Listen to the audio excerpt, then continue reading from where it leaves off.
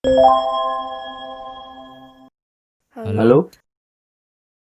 Saya Tevillus Welina Putra dengan NIM 111868. nama saya Teresia Dinda Saputri, NIM 11181810069. Saya Renaldo Gerald dengan NIM 111858. Sejarah berdirinya Starbucks, bisnis ini dimulai pada tahun 1971 yang didirikan oleh 3 orang, yaitu Jerry Baldwin, Jeff Siegel, dan juga Gordon Bowker. Jadi mereka membuka suatu toko yang dinamai Starbucks Coffee, Tea and Spice di Pickers Place Market, Seattle.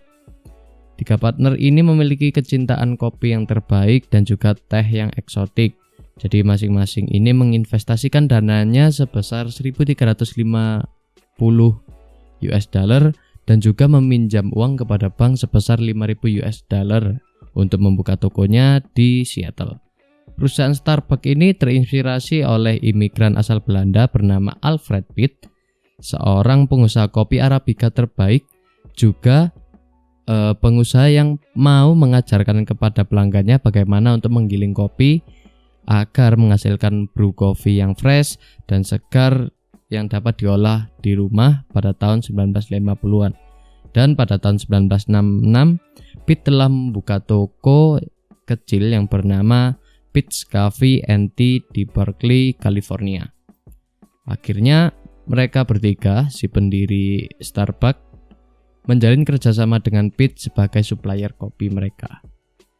Selanjutnya pada tahun 1981, ada Howard Schultz, seorang wakil direktur dari General Manager dari Harma Palace, yaitu perusahaan pembuat peralatan dapur dan juga peralatan rumah tangga, yang menyadari kenapa sih Starbucks ini kok sering melakukan pemesanan drip coffee maker dalam jumlah yang besar. Mulai dari rasa penasaran karena keingintahuannya juga, ia memutuskan untuk berkunjung ke tempatnya Starbucks. Pada akhirnya Howard Schultz berhasil menemui Jerry Baldwin, Gordon Bowker, dan mulai membicarakan apa sih itu Starbucks.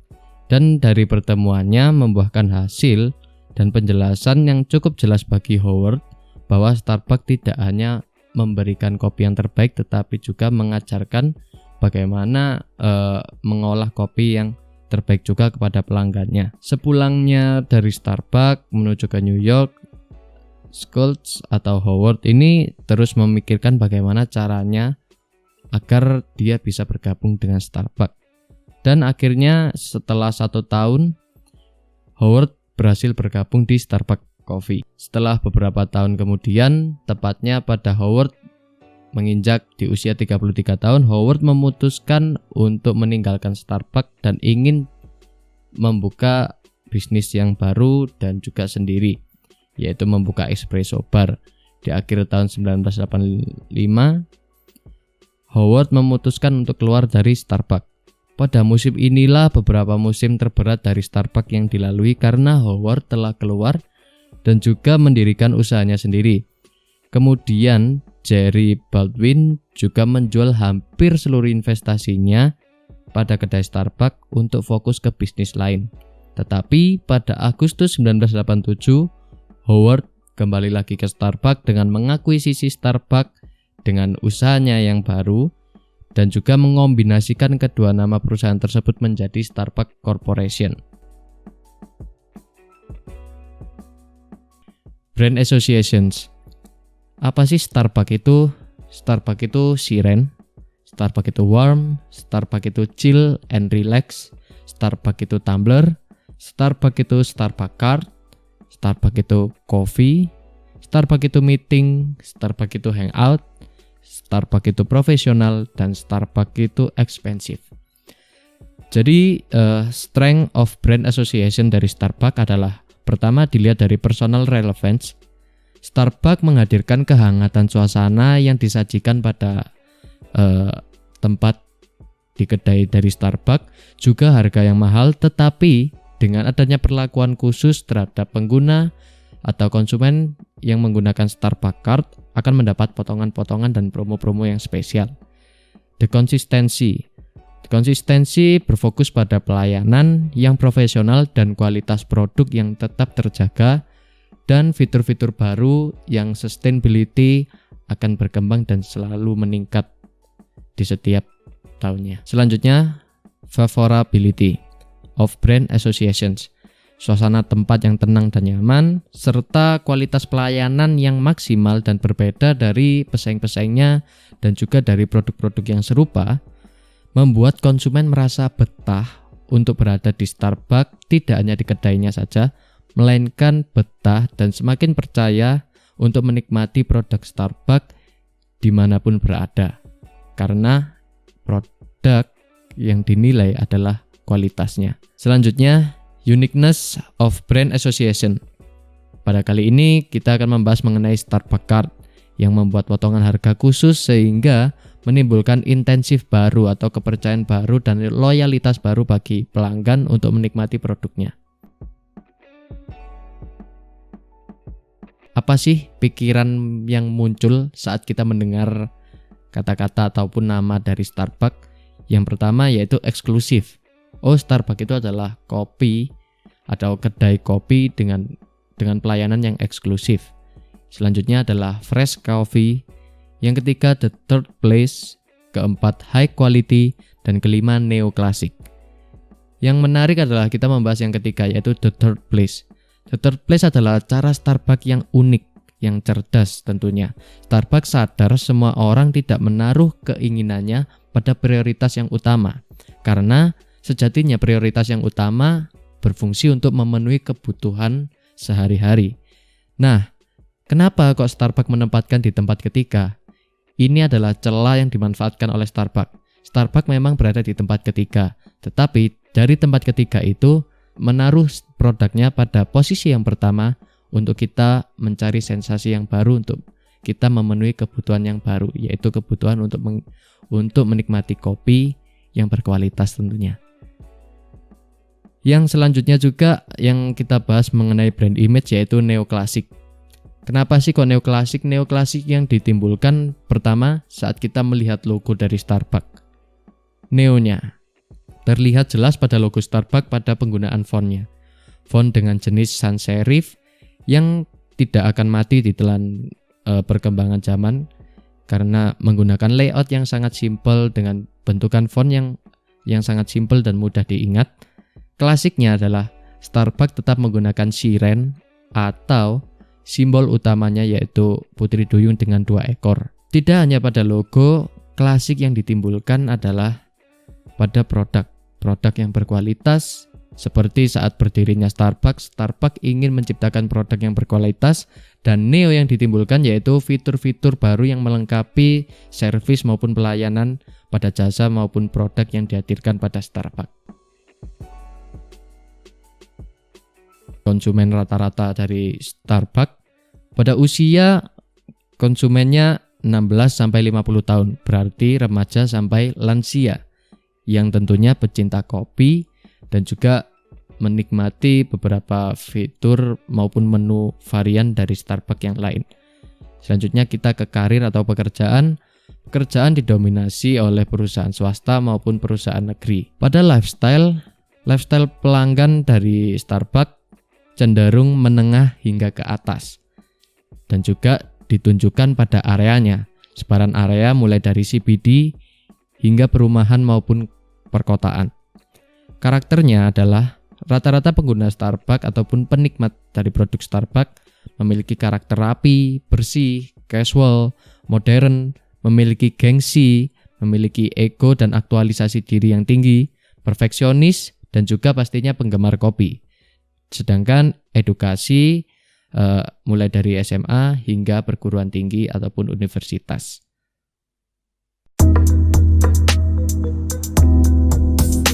Di sini brand attitude dari Starbucks adalah yang pertama image green and earth color logo. Yang seperti kita tahu logo dari Starbucks memiliki dominasi warna hijau yang menandakan bahwa Starbucks ikut serta dalam menjaga ekosistem dunia ini. Yang selanjutnya adalah customer experience. Jadi mereka saat kita beli minuman di Starbucks, kita selalu diberikan experience atau pengalaman yang berbeda ketika kita membeli minuman di tempat lain.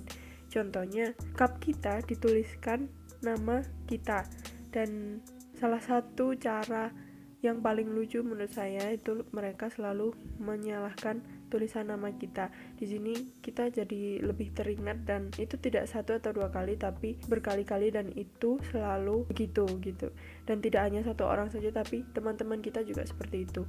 Lalu yang selanjutnya hanya berkata ya untuk merequest. Jadi ketika kita mau merequest sesuatu di Starbucks, kita tinggal berkata ya aja di kasirnya, karena kasirnya selalu meminta kita untuk apa, mau ditambah ini, mau ditambah ini, mau ditambah ini. Nah, kita itu nggak harus ngomong ya aku mau yang nanti ditambah ini ya mbak, tambah ini ya mbak, tambah ini ya mbak. Kita nggak usah gitu, kita tinggal menjawab pertanyaan dari mbak kasirnya aja atau mas kasirnya. Lalu yang selanjutnya adalah store facilities, yaitu ada wifi, music, dan comfortable seating, yang dimana seperti yang kita tahu Starbucks itu ingin konsumennya beranggapan bahwa Starbucks adalah rumah ketiga mereka. Kita bisa bersantai, kita bisa bekerja dengan nyaman di sana. Lalu yang selanjutnya adalah lebih dari 60 negara sudah ada Starbucks. Ketika kita keluar negeri, kita selalu bingung kita harus makan di mana atau gimana, apalagi kalau negeri tersebut makanannya cukup asing bagi kita. Untuk cara amannya, kita selalu mencari tempat-tempat seperti Starbucks untuk makan di sana. Dan juga Starbucks lebih fleksibel menurut saya daripada KFC dan McD, karena Starbucks itu mereka penyedia kopi dan minuman susu lainnya atau yang lainnya itu rasanya itu menurut saya itu sama gitu, dari satu negara ke negara lain itu sama. Tapi kalau kayak KFC dan McD itu biasanya rasanya itu diakulturasi dengan rasa-rasa dari negara tersebut. Nah, di situ kurang pasnya dari merek KFC dan McD. Lalu yang selanjutnya adalah beverage, food, package and single serve, coffee and tea, coffee max. Jadi di sini komprehensifnya mereka menyediakan makanan, minuman, packaging dan single coffee dan tea yang baik. Lalu yang selanjutnya adalah price. Di sini harganya tinggi tapi juga affordable. Menurut negara Indonesia, mungkin di sini kan negara berkembang. Jadi menurut kami Starbucks ini kurang murah. Tapi kita tidak bisa menolaknya kalau dia itu tidak bagus gitu. Jadi dengan harga seperti itu, dengan kopi yang kita dapatkan itu setara. Selanjutnya adalah kualitasnya yang tinggi. Tentu saja karena Starbucks memiliki supplier sendiri dalam kopi mereka. Ada 3, yaitu we are everywhere you are. Seperti yang kita tahu, Starbucks itu hampir ada di 60 negara di dunia, dan kita tidak susah untuk mencari Starbucks. Lalu yang kedua adalah purveyor of the finest coffee in the world. Jadi mereka adalah supplier dari atau penyedia kopi terbaik di dunia, karena itulah yang mereka ingin jual kepada konsumennya dengan harga yang cukup tinggi, tapi dengan rasa dan kualitas kopi yang baik. Menurut saya itu tidak terlalu mahal. Lalu yang ketiga adalah a cool place to sit and be seen while you're drinking. Jadi Starbucks membuat kafenya itu nyaman untuk ditempati oleh konsumennya. Nah, di sini seperti yang kita tahu, ketika kita masuk Starbucks kita bisa melihat sofa-sofa yang ditata dengan baik, terus tempat yang nyaman, sirkulasi udara yang nyaman, udara cahaya yang cukup baik. Jadi menurut saya mereka sangat-sangat baik dalam menerapkan USP ini. Di sini ada 4 faktor dari brand positioning. Yang pertama adalah target market. Target market dari Starbucks adalah pelanggan dengan kehidupan yang sibuk, seperti pekerja yang bekerja di bawah perusahaan yang memiliki gaji di atas rata-rata. Yang kedua adalah pelanggan dengan kepercayaan dengan rasa dan kualitas. Pelanggan yang menginginkan kopi yang rasanya itu kaya. Lalu yang ketiga adalah usia penikmat Starbucks adalah di antara remaja sampai dewasa. Dan pemilih kopi yang baik di sini, konsumen dari Starbucks itu memilih-milih kopi mereka, yaitu mereka itu sangat suka dengan kopi, makanya mereka pergi ke Starbucks untuk mendapatkan kopi terbaik di dunia ini. Cakupannya bisa dalam negeri dan luar negeri. Seperti yang kita tahu tadi, sudah dijelaskan bahwa Starbucks ada hampir di 60 negara di dunia. Kepribadian dari target market Starbucks adalah seseorang yang profesionalitasnya tinggi, menyukai hal yang berbeda atau tidak mainstream. Lalu yang kedua adalah nature of competition. Di sini Starbucks dibangun pertama kali dengan kedai kopi rumahan biasa, tidak langsung